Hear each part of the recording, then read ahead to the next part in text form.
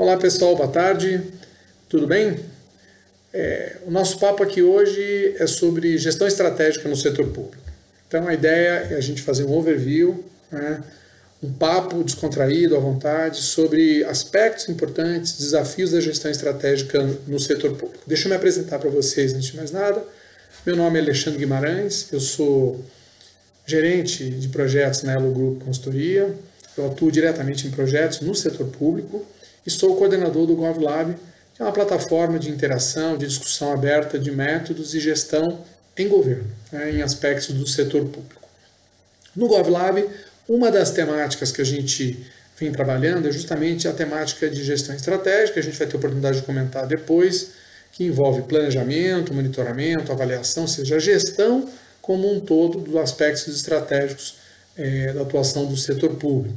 Tá? Então a gente convida, antes de mais nada, para quem tiver interesse, dá uma olhadinha lá no GovLab, o que a gente tem outros assuntos disponíveis para consumo, cursos, discussões gratuitas e tem também um material sobre gestão estratégica para o setor público. O nosso papo de hoje, a gente vai dividir em 3 momentos, na verdade, são 3 sessões. Ele é um pouco longo porque a gestão estratégica é um tema abrangente, mas a gente deu uma condensada para trazer dentro de um encaminhamento lógico, né, de um fio lógico, aquilo que é mais importante. E a nossa ideia é trazer, juntamente com alguns aspectos de conceitos, de abordagem teórica, bastante daquilo que a gente vem percebendo no contato com órgãos e entidades do setor público e que a gente entende que talvez sejam aquele condimento, né, aquela pimenta, aquela chave para que as coisas de fato funcionem. Então, nosso objetivo hoje, formalmente falando, é que vocês compreendam os aspectos mais relevantes da gestão estratégica aplicada ao setor público, com ênfase nas abordagens e modelos que têm de fato gerado resultados, então aqueles que são de resultado consagrado. E a gente vai tentar, por isso mesmo, focar nos pontos, né? Eu vou ressaltar bastante, eu vou repetir algumas questões, alguns aspectos que para a gente são fundamentais e hoje respondem pelo sucesso e muitas vezes pelo insucesso de iniciativas de gestão estratégica no setor público. Aqui a gente tem uma ideia de tudo que a gente vai falar, ou seja, do conteúdo que a gente vai abordar nesse papo.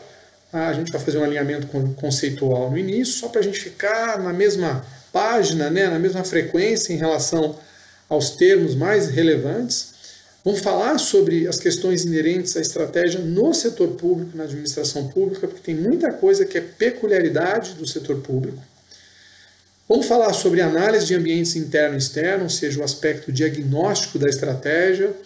Vamos falar sobre o que é a formulação da estratégia, como é que a gente trata os chamados elementos da identidade institucional, né, e o grande direcionamento dos esforços estratégicos. Vamos falar um pouquinho sobre tradução da estratégia, como é que a gente transforma essas grandes intenções em objetivos que são consistentes na sua redação, são facilmente compreendidos, são passíveis de uma mensuração, de se transformar em indicadores, métricas, metas, etc. Vamos falar sobre projetos estratégicos, que é algo muito importante, como é que a gente faz com que as intenções apresentadas na formulação e traduzidas nos objetivos estratégicos se transformem em iniciativas concretas e que guardem coerência com a vontade estratégica da instituição, como é que a gente constrói, concebe, como é que a gente seleciona, prioriza e trata isso de modo pragmático, né, considerando a realidade do setor público. Vamos falar também sobre como é que a gente pode alinhar, né, cooptar no bom sentido, trazer as diversas partes da instituição para participar do esforço estratégico. Como é que a gente faz uma estrutura complexa e às vezes grande, ramificada, se alinhar à vontade estratégica? E isso tem a ver com uma das questões mais importantes quando a gente fala de estratégia no setor público, que é como é que a gente faz para todo mundo falar a mesma língua, respirar aquilo que é a vontade da alta administração e cada um, né, dentro da sua esfera de competência, dentro do seu mundo, conseguir colaborar funcionalmente, transversalmente, para que aquela vontade estratégica efetivamente se concretize. E vamos falar sobre como é que a gente monitora toda essa engrenagem em movimento, como é que a gente faz isso acontecer, né? Que tipo de dispositivo a gente pode estabelecer, como é que a gente trata a tecnologia, fluxo de informação, os ritos de gestão, para que de fato a gente consiga governar essas intenções em movimento, por meio das iniciativas, por meio das métricas, dos parâmetros de mensuração, dos próprios projetos, da participação das diversas unidades e etc. Tá claro? Bom, vamos começar esse nosso papo tratando do termo estratégia. Então, a gente fala e ouve falar muito sobre planejamento estratégico, gestão estratégica, estratégias, e essas expressões são utilizadas muitas vezes de maneira indistinta. Então, é muito importante a gente estabelecer essa diferenciação. E eu começaria falando sobre estratégias, né? Que é quase que o termo raiz. Então, estratégias são caminhos, são escolhas que uma organização faz para ter êxito em seu contexto de atuação. Eu acho esse conceito fantástico, porque ele é simples, mas é muito relevante. Ou seja, se eu quero adotar uma estratégia, prescinde que eu faça uma escolha. Né? E a gente vai comentar um pouco à frente, escolher A significa, muitas vezes, não escolher B nem C. Então, são escolhas, né, opções que eu vou adotar no mundo institucional para que eu consiga vencer, ter êxito, ganhar performance, ou seja, ter sucesso no resultado institucional, mas dentro de um contexto de atuação, um contexto interno e externo. Então, essas três expressões são muito importantes. Fazer escolhas para que eu tenha sucesso dentro de um contexto específico que eu conheço. Ora, vamos pegar essas três expressões e vamos inverter a ordem, simplesmente. Vamos colocar escolhas no final, no meio êxito, no começo contexto. A gestão estratégica, que nada mais é do que um processo, e tem um conceito que a gente apresenta um pouco depois, ela vai explorar justamente isso, né? A sequência lógica e mental do processo chamado gestão estratégica, ou como é que a gente gerencia a estratégia, envolve, antes de mais nada, entender o contexto. Então eu preciso entender, primeiro, aquilo que me cerca, contexto externo, entender como eu opero, ou seja, como é que a organização funciona, como é que os processos eles são desenvolvidos e executados, quais são as inter-relações, como é que a gente está entregando os serviços, no caso do setor público, como é que a gente está dialogando com cidadão, sociedade, interfaceia com os usuários, enfim, como é que eu estou operando, um aspecto interno, muitas vezes, né? Envolve, depois disso, uma definição sobre o que é ter êxito, quais são os parâmetros segundo os quais a gente vai definir o que é ter sucesso. Então, o que eu quero melhorar? Que tipo de resultado eu quero aperfeiçoar? Ou seja, eu sei como estou operando, sei em que contexto estou imerso, vou definir quais são os meus parâmetros, as minhas referências de sucesso, de êxito, e está claro que para isso eu vou ter que ter objetivos, indicadores e metas, etc. E vou fazer as escolhas, né? Ou seja, vou escolher caminhos pelos quais eu imagino, né, e estou apostando, que vou conseguir obter o êxito dentro daquele contexto. Então eu vejo que é fácil guardar essas expressões, né? E são expressões-chave quando a gente está falando de estratégia. Contexto, êxito e escolhas. E muita gente acha que falar de gestão estratégica é um negócio meio teórico, né? E provavelmente por causa disso é tão difícil a gente ver planejamento e gestão estratégica em organizações públicas dar certo, ou gerar resultados, ou envolver as pessoas. Eu queria fazer um desafio para vocês, para a gente começar esse papo. Vamos olhar, cada um de nós, cada um de vocês que está assistindo, né, esse vídeo agora, e vamos parar um pouquinho e pensar na realidade de cada um de vocês em 2020, desde que este ano começou. Então, eu queria que cada um refletisse por alguns minutos. Em que contexto você particularmente se encontra em 2020? Então, para um pouquinho e pensa na sua vida específica, na sua vida particular. Em que contexto você se encontra? Ah, você está com um emprego legal, está trabalhando, não está trabalhando, está na posição que você gostaria, está atuando da maneira que você gostaria, na sua vida particular, né? O que está acontecendo com você? Está casado, solteiro? Como é que está a sua saúde? Como é que está a sua relação com a sua família, com as pessoas à sua volta, com os amigos, enfim. Como é que está? Como é que está a sua situação financeira? Como é que está a sua situação patrimonial? Cada um de nós tem um conjunto de coisas, né, inerentes à nossa vida, à nossa situação, e a gente sabe em que contexto eu estou. Então, vamos dar uma olhadinha, cada um para um pouquinho, faz uma imagem. Como é que está a tua vida em 2020? Em que contexto você se encontra? Pensaram? Maravilha. Agora, utiliza essas informações e pensa uma coisinha. Que desafios você identificou como importantes para vencer nesse contexto? Quais são os desafios que você, ao iniciar o ano de 2020, imagina que são muito importantes que você vença para ter êxito naquele contexto, tá? Falando de você, pessoa física. Então, quais são os desafios? Meu desafio pode ser, eu preciso fazer um curso, né, para aprimorar a minha educação específica, eu preciso estudar para realizar um concurso, eu preciso ganhar uma condição de saúde melhor, eu preciso dar um upgrade no meu patrimônio, consequentemente criar uma maneira de eu adquirir um imóvel, ou eu preciso dar um upgrade em algum aspecto da minha relação, preciso reencontrar pessoas, preciso me reconectar com parentes ou pessoas da minha família, ou fora da família, enfim, cada um de nós, né? Preciso melhorar meu condicionamento físico, preciso mudar de cidade, enfim, cada um de nós estabeleceu. E olha que isso pode ter sido feito de maneira informal, a gente não para muitas vezes e coloca no papel, mas certamente se você parar, fizer uma reflexão, você vai ver que isso está acontecendo contigo. Agora vamos pensar o seguinte, nesse contexto específico, o que é vencer para você? Então, se digamos que o teu desafio tenha sido, olha, em 2020 eu preciso melhorar minha condição de saúde, né? Como é que isso está sinalizado para você do ponto de vista de um parâmetro, alguma coisa que você imagina que se for atingido, aquele desafio foi vencido? O que você quer fazer? Eu preciso começar consistentemente, né, e conseguir manter uma rotina de atividades físicas e melhorar os exames todos que eu faço no meu check-up anual, por exemplo. Ou eu preciso efetivamente me matricular em alguma coisa e iniciar um curso, ou preciso concluir um curso de pós-graduação, realizar minha dissertação, elaborar minha tese, ou preciso concluir um trabalho importante, ou preciso resolver uma questão de relacionamento pessoal, né? Certamente você já pensou e tem alguma clareza sobre o parâmetro que vai orientar isso. Aí vamos lá, que atitudes concretas você escolheu adotar?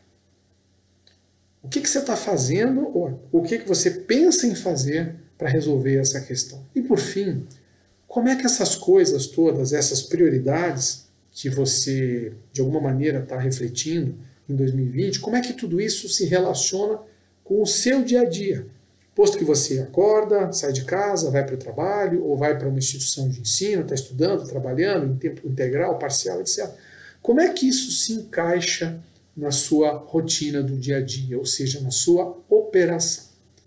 Pessoal, essa é uma reflexão bem rápida, né? Parece até uma brincadeira, mas o intuito é fazer com que a gente constate que nós todos somos seres estratégicos. A gente trabalha com uma visão estratégica, a gente pensa médio, pensa longo prazo, a gente entende contexto, a gente estabelece parâmetros de sucesso. Quando a gente começa a fazer alguma coisa, ainda que isso muitas vezes não tenha sido registrado, a gente consegue antever resultados ou projetar situações futuras. E falar de tudo isso é falar de estratégia. O único problema é que quando a gente vai para a nossa organização, né, e enfim, defrontado com a necessidade de aplicar o mesmo tipo de raciocínio, só que de uma maneira estruturada para as nossas organizações, existe uma resistência muito grande. E muitas vezes as pessoas acabam sucumbindo àquela ideia. Isso não funciona, é uma teoria, esse negócio só serve para tomar meu tempo, eu tenho muita coisa para fazer, e se eu ficar detido em trabalhos de gestão estratégica, eu não resolvo os meus problemas do dia a dia. E a boa notícia é que, ao mesmo tempo, ela implica uma má notícia, né? Esse raciocínio não faz sentido, e se a gente não estabelecer efetivamente uma vontade estratégica e não adotar método para trabalhar essa vontade estratégica e colocar em prática, a gente não consegue dar saltos de desempenho, a gente não consegue melhorar institucionalmente falando, né? Bom, quando eu digo que existe uma dificuldade para a gente tratar de estratégia, a própria literatura já reconhece isso há bastante tempo. Então, existe o tal do dilema da consecução da estratégia, né? E tem esse autor aí, o Roger Burton, que é um autor muito importante, um pesquisador, tem trabalhos muito importantes em estratégia e em processos, que ele diz o seguinte: cerca de 50% das ideias enunciadas nos planos estratégicos nunca verá a luz do dia ou vai sofrer atrasos e desalinhamentos crônicos. Isso quer dizer que os planos muitas vezes são estabelecidos e há uma distância muito grande entre os planos e a realidade, a operação do dia a dia da instituição. E isso responde em grande parte pelo insucesso dos planejamentos estratégicos e da própria gestão estratégica, que é um processo mais amplo, né? Ou seja, é aquela estratégia que a gente brinca e fala, a estratégia lá do 8º andar, do 9º andar. Ela é feita no tapetão, nos gabinetes, os planos são concluídos, são encadernados, existe muitas vezes, né, uma cerimônia de lançamento dos planos estratégicos, e na medida que o tempo vai passando e o nosso contexto do dia a dia é totalmente dinâmico, ele corre, as coisas vão acontecendo, ele é mutável por natureza, complexo, esses planos, essas intenções, essas iniciativas naturalmente vão ficando defasadas, porque é natural, né? O contexto é super dinâmico, e a gente gradativamente vai abandonando tudo isso. E cria a sensação de que a estratégia, o planejamento estratégico é uma obra de ficção, de teoria, que não nos ajuda, né? Essa percepção, essa cultura, né, de descrédito na estratégia, ela é tão forte, né, que o Peter Drucker, que é uma autoridade em gestão aí dos nossos tempos, ele diz que a desilusão com a estratégia acarreta algumas coisas muito ruins, né? Um planejamento funcional desconexo, né, com múltiplos fluxos de valor. O que isso quer dizer? Que na medida em que eu não consigo estruturar uma intenção estratégica da organização toda, né, as pessoas acham que aquilo é teórico, aquilo é um problema lá dos assessores, dos dirigentes máximos, cada setor, de uma certa maneira, acaba criando a sua própria expectativa, o seu planejamento, muitas vezes informal, e aderindo a essas intenções departamentais de uma maneira desconexa. É quando a gente vê que a organização caminha para direções e sentidos, às vezes, conflitantes. As coisas não fazem sentido. E a gente tem desperdício, naturalmente, de esforços, a gente tem sobreposição de iniciativas, a gente tem problemas de coordenação, distribuição de orçamento, e tem ainda um negócio muito sério, que é o caos para as unidades ou setores provedores de suporte. E eu cito dois, né? Imaginem a tecnologia, quem é de TI sabe disso, uma tecnologia funcionando numa instituição quando você não tem uma clareza estratégica. Então, eu vou desenvolver o quê? Eu vou apoiar com prioridade que áreas, que ferramentas, que dispositivos, que soluções de tecnologia. O que é mais importante? Todo mundo fica batendo na porta da TI e a tecnologia não sabe o que fazer. Por quê? Falta um direcionamento sobre o que, de maneira clara, sobre o que é mais relevante, o que é prioritário. Quer ver uma outra área ou outro processo, consequentemente uma área, que tem uma grande dificuldade para atuar em organizações que não têm, né, uma coordenação, um direcionamento estratégico claro? Desenvolvimento de pessoas. As pessoas ou áreas começam a pedir, solicitar capacitação, treinamento, formação, desenvolvimento de pessoas, e não existe uma clareza sobre o que é prioritário.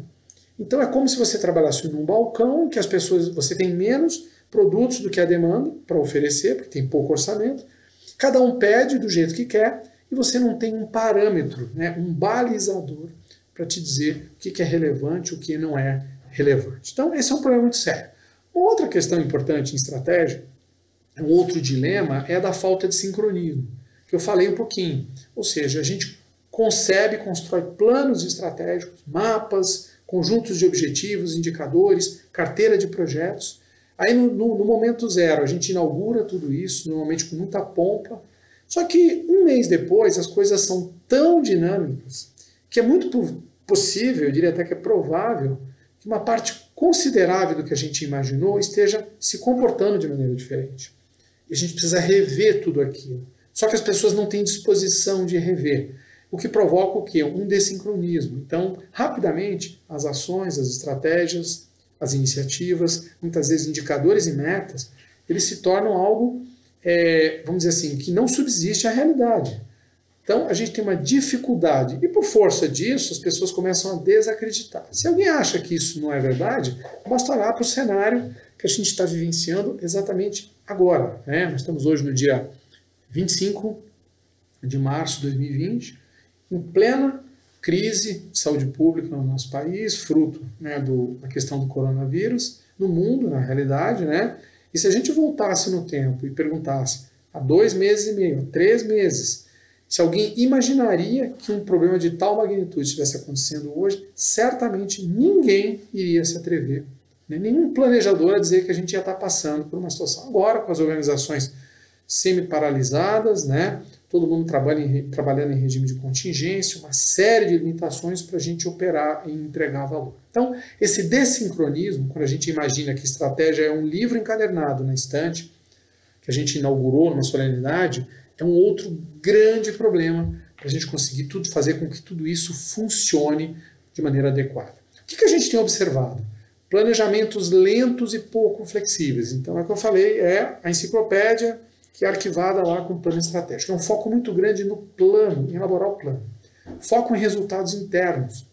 Então, muitas vezes, quando a gente olha os objetivos e as metas, elas conversam pouco com a satisfação final do usuário dos serviços, do cidadão, da sociedade ou dos usuários de outros órgãos com os quais a gente se relaciona, né? Objetivos genéricos, esse é um problemão.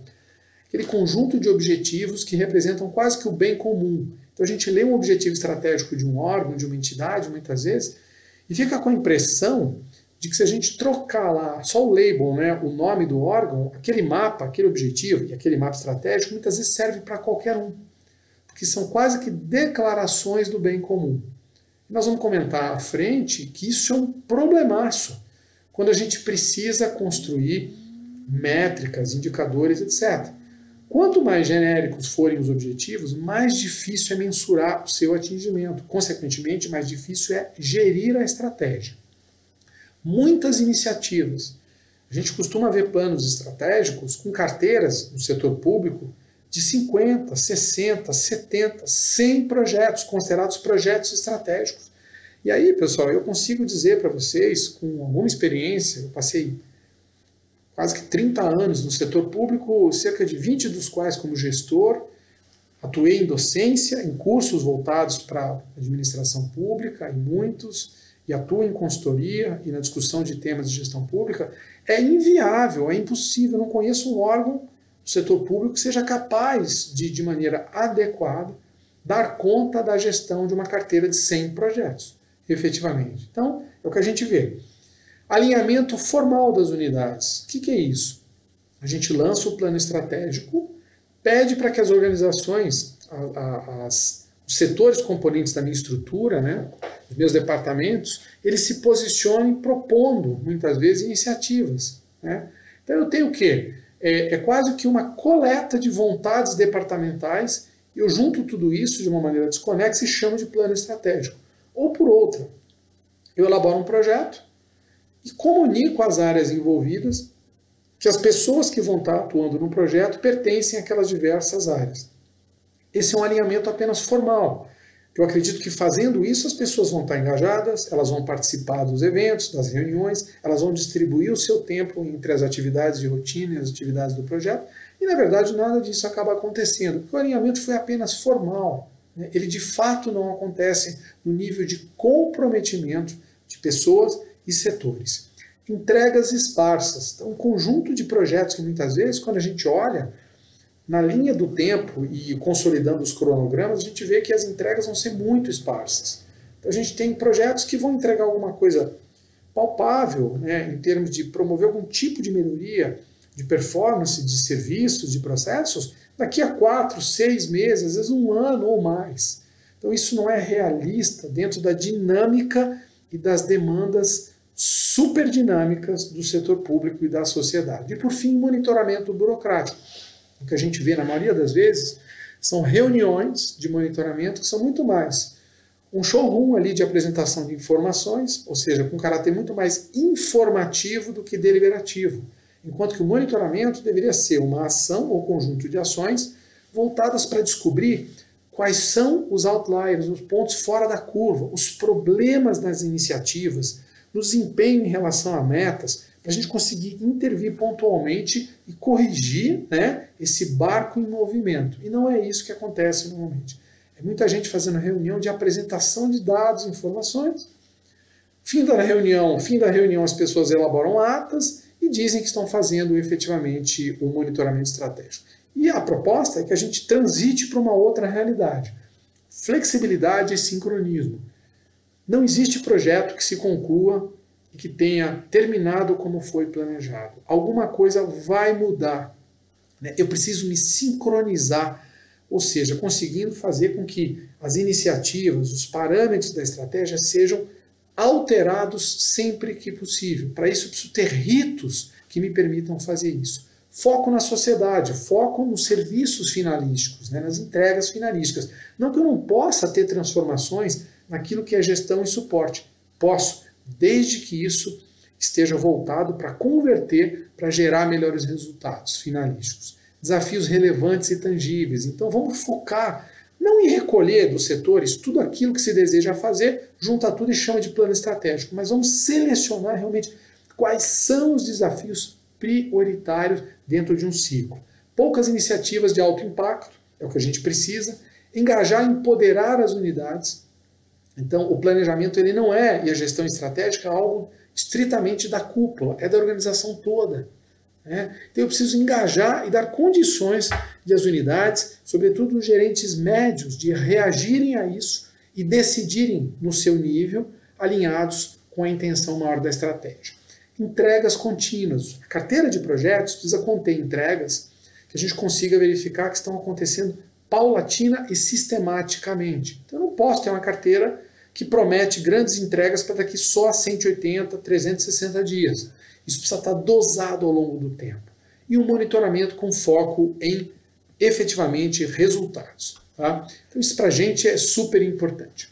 E aí, quando a gente olha o ciclo estratégico, que envolve a parte de diagnóstico, a parte de formulação, o desdobramento da estratégia em ações, iniciativas e tal, o alinhamento das unidades componentes da estrutura e a execução e monitoramento, esse slide aqui é importante, porque ele diz para nós o seguinte: tudo é muito relevante, mas se eu tivesse que distribuir tudo isso em termos de percente de energia, onde a gente tem que concentrar muita energia, ou pelo menos quanto esforço dentro de um ciclo estratégico a gente deve dedicar a cada um desses momentos, eu diria que a gente deve ficar muito atento com a execução e o monitoramento. É ali que a gente tem que caprichar muito. E é exatamente o contrário do que nós temos visto. O que a gente tem visto muito?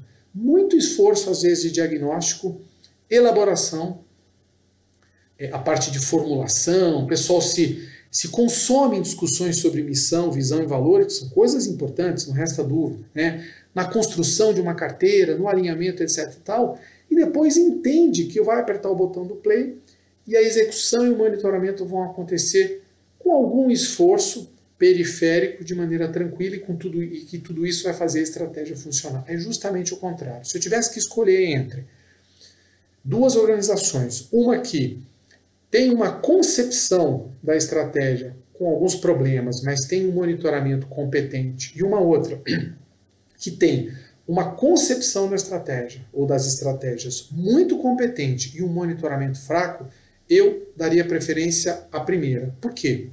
Se eu tiver um monitoramento competente, eu vou conseguir perceber os problemas e vou ter oportunidade de, com o barco navegando ou com o carro andando, promover as correções de rumo necessárias. No segundo caso, eu vou me conformar com aquilo que foi feito e vou padecer dos males dos planos estratégicos apenas teóricos que a gente tanto vê. Então essa, para a gente, é uma constatação.